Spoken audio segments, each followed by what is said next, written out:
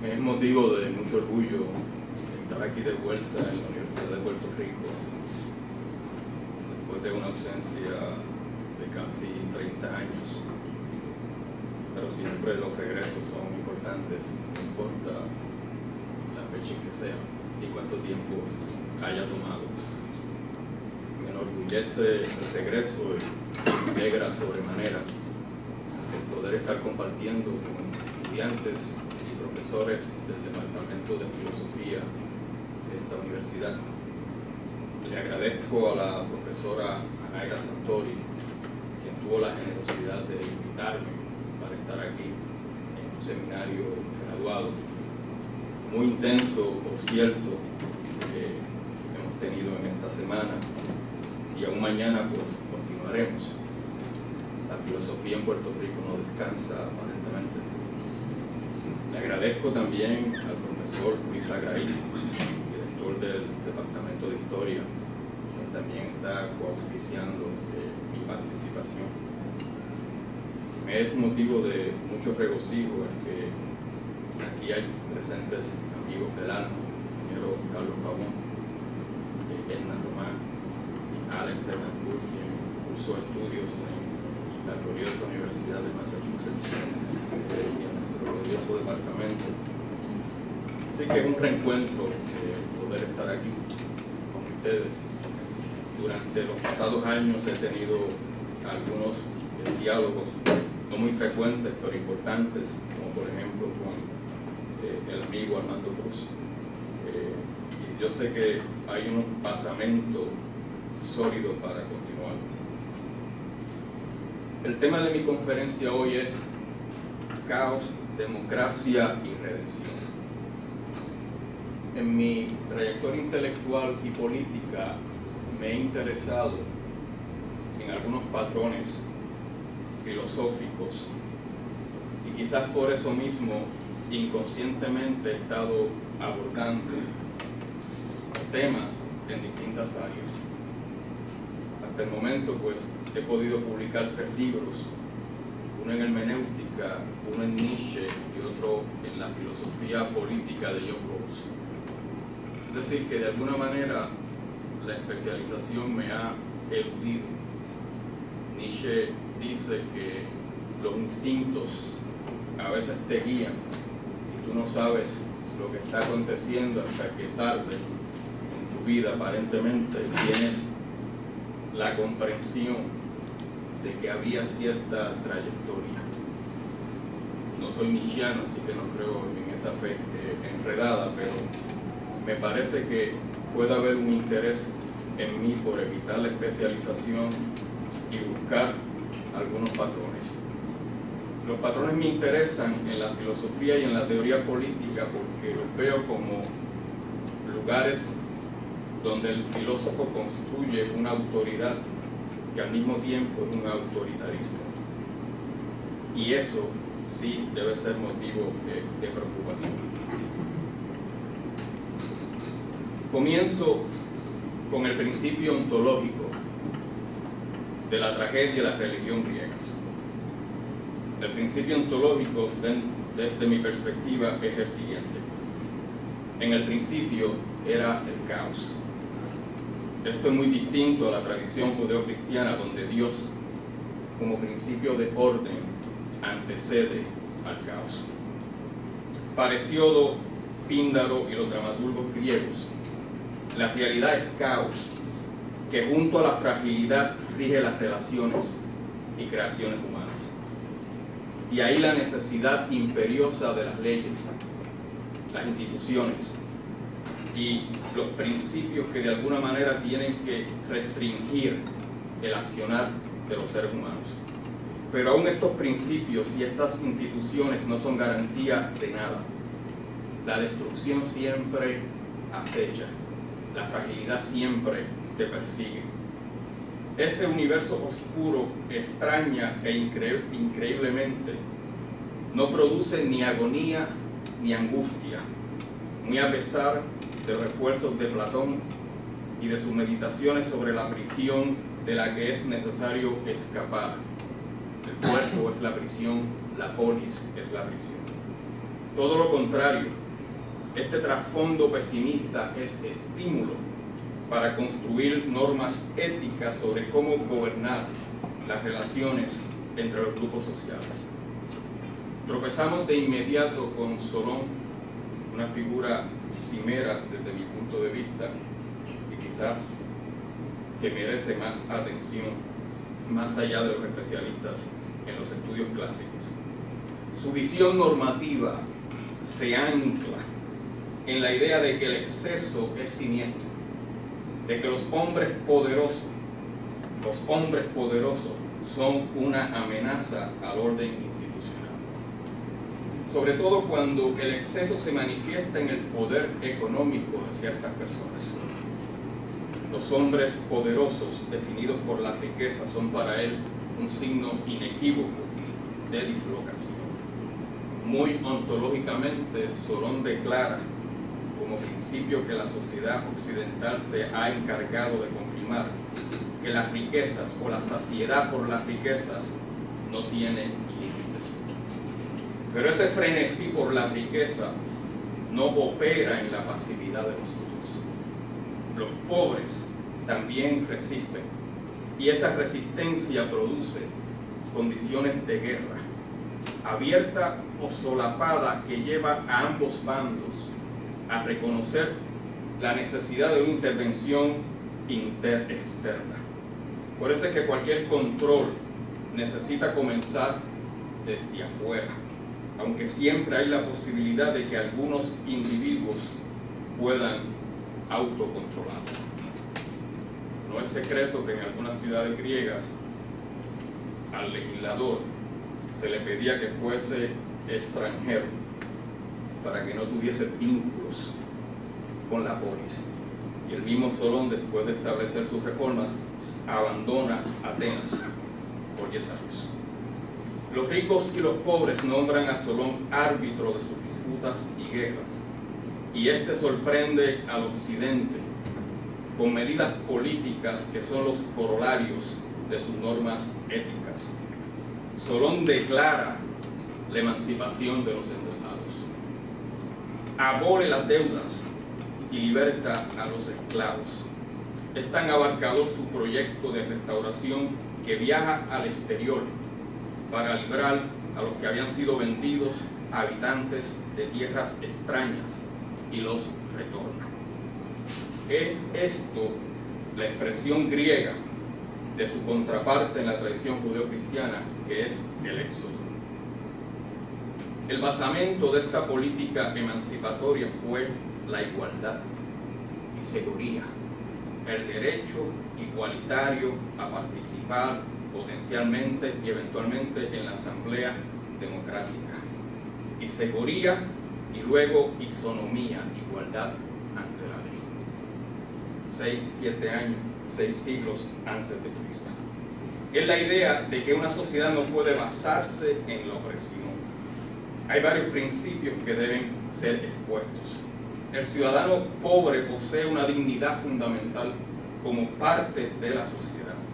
Esa dignidad exige el reconocimiento de su capacidad para participar en decisiones que afectan a toda la comunidad. Y ese reconocimiento ético demanda instituciones. Sin isonomía y sin instituciones que materialicen los principios éticos y defiendan la discordia la discordia y el conflicto estarán en sus plazas. Con Cleístenes, cuando las ataduras regionales se rompen y se promueve una solidaridad cívica, la democracia antigua avanza de manera significativa. Habrá ruidos y controversias en la Asamblea Democrática. La posibilidad de facciones siempre está presente. Hay torbellinos, pero ese torbellino es preferible al orden de los que confunden sus riquezas y los privilegios que ésta acarrea, ambos adquiridos con talentos que son el producto de eventos contingentes con un orden natural. La polis se constituye políticamente para mantener el caos y la fragilidad a distancia, pero sin olvidar que ese esfuerzo en la temporalidad de lo humano es uno agujereado y expuesto al fracaso.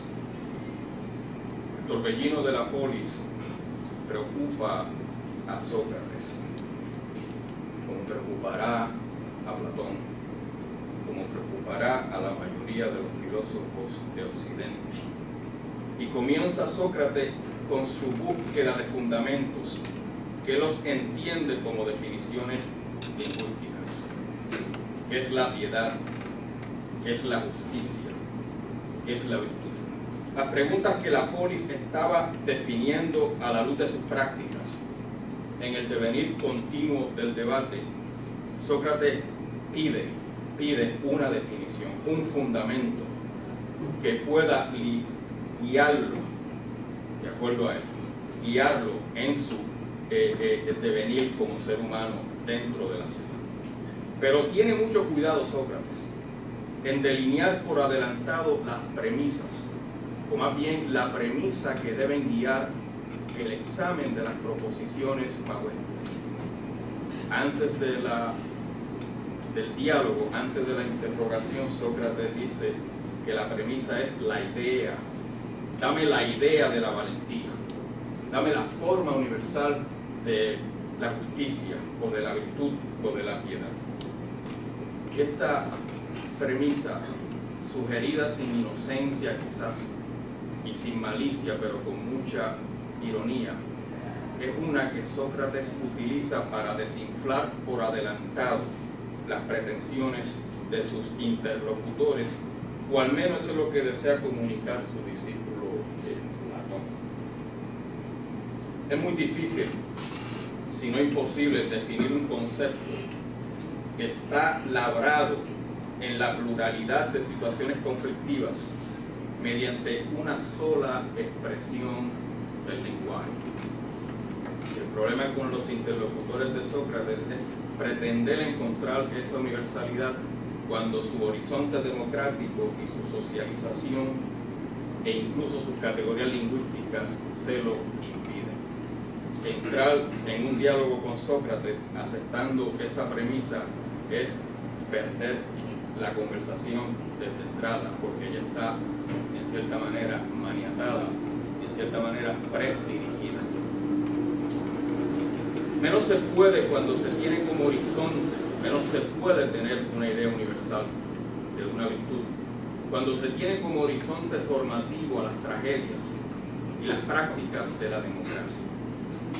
La democracia es diversidad conflictiva, puertos temporeros, marejada continua, momentos sin resoluciones. La democracia de la polis es la ausencia de lo definitivo. La democracia es un devenir. Podemos decir pues que el proyecto socrático está animado por una hostilidad profunda hacia la cultura de la democracia. Él busca asideros y fundamentos firmes. Por eso fue ejecutado. Y el veredicto de culpabilidad yo creo que fue correcto. Y a pesar de ello, Sócrates es también el filósofo emblemático de la democracia, porque su filosofía es un cuestionamiento perpetuo. Eso lo planta en el terreno de la fluidez.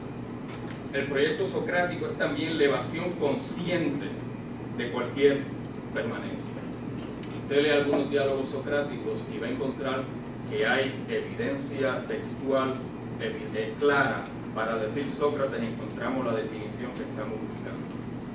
Y Sócrates se las arregla para evadir esa posible conclusión o para desviar la atención de ese posible puerto. En otros casos, no hay duda de que la definición ha sido encontrada, pero le corresponde a los interlocutores encontrar por sí mismo, continuando la reflexión y sobre todo la conversación con el filósofo, con Sócrates, le corresponde a los interlocutores encontrarla por sí mismo.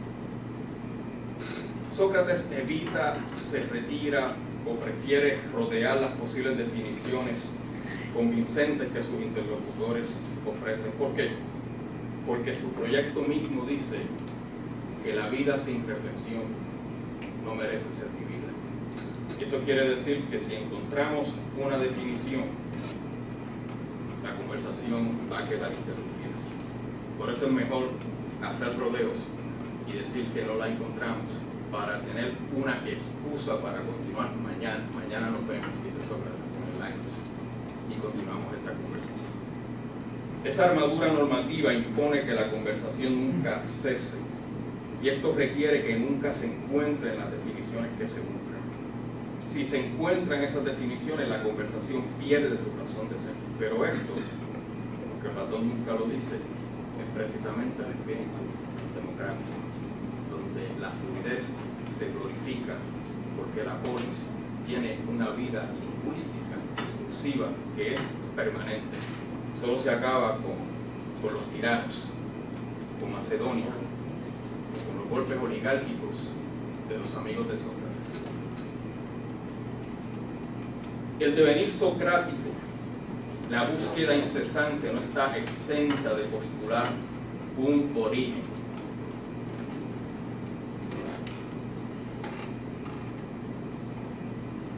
El origen aparece como un lugar privilegiado, un lugar de autoridad.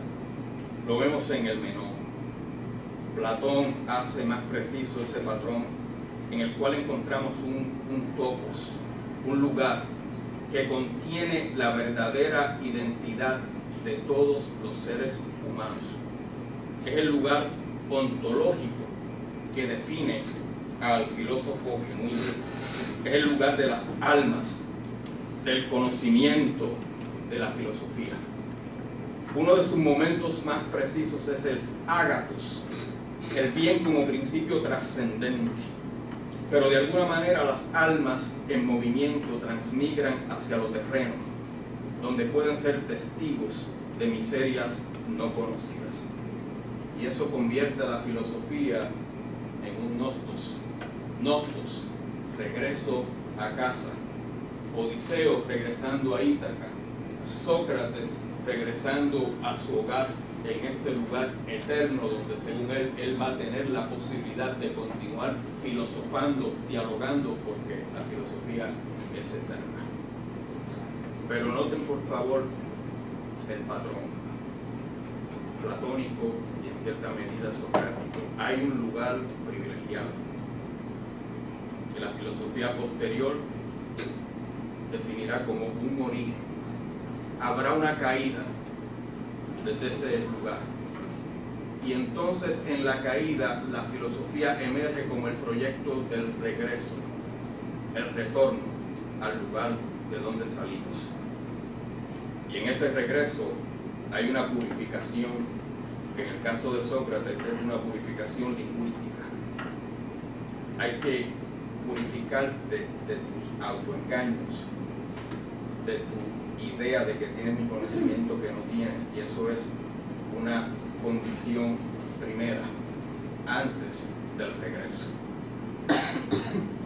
Por coincidencia o por leyenda nos informan que Sócrates nace el día 6 del mes Talgelio, el día cuando se celebra la purificación de la ciudad en honor a la diosa Artemis. Es decir, que aún el mismo nacimiento, posiblemente como leyenda, le ascribe a Sócrates un poder simbólico, ético y obviamente político de purificación. Con Platón vemos aquí los lineamientos de un terreno cuya manifestación suprema se encuentra en la visión judeo-cristiana. Este es el patrón que me interesa presentar: el origen, la caída, la redención y el retorno.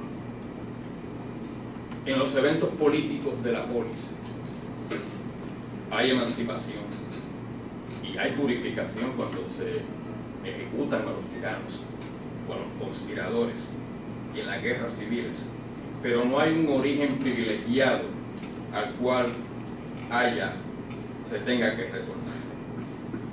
Para mí es un escándalo de la filosofía política el hecho de que eleuteria, que es el término griego para la libertad, eleuteria, libertad, y segoria, igualdad. Estos términos, que son los términos del demos, los términos de la muchedumbre, los términos de los pobres y de las masas, nunca ascienden al lugar de una virtud. Las virtudes son la valentía dentro de la visión del guerrero, la justicia, que tiene una ascendencia divina, la moderación, que todos la comparten, y la sabiduría. Esas son las 4 virtudes. La libertad como práctica es algo que se ve como algo profundamente negativo, la igualdad como algo profundamente negativo. Hay que esperar más de 2000 años para que la libertad y la igualdad, ya encontradas en el vocabulario griego, emerjan como valores políticos en Occidente. ¿Qué es la filosofía? Dentro de lo que quiero sugerir, es un espacio conceptual donde se identifican unos lugares, las formas para Platón, las categorías para Kant, el espíritu para Hegel, la guerra universal y el deseo del poder por el poder para Hobbes, el estado de naturaleza y compasión para Rousseau, la lucha de clases, la dialéctica para Marx, la voluntad de poder para Nietzsche, el ser para Heidegger, el acuerdo para Gadamer. Se identifican unos lugares conceptuales con un poder simbólico increíble, que se constituyen en orígenes privilegiados que deben guiar, so pena de confusión y caos permanente, nuestros razonamientos, sensibilidades y en muchos casos todas las instituciones. Usted lee la Prolegómena de Kant y él tiene la temeridad de decir que básicamente el conocimiento no ha existido en Occidente, porque no existían sus categorías. Esa es la autoridad del filósofo. No hay conocimiento a menos que se ofrezca una definición con validez universal y con consistencia interna, que es el modelo socrático. No hay conocimiento hasta que el filósofo decreta lo que el conocimiento debe ser.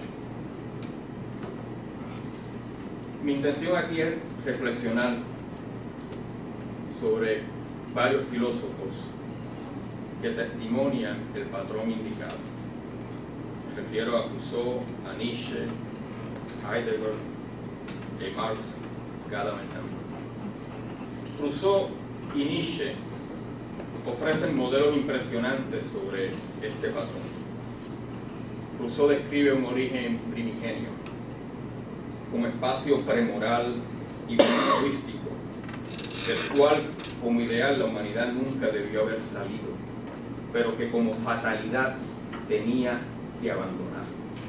Es el hábitat del salvaje compasivo, el ser que siente visceralmente el dolor ajeno y no puede tolerarlo.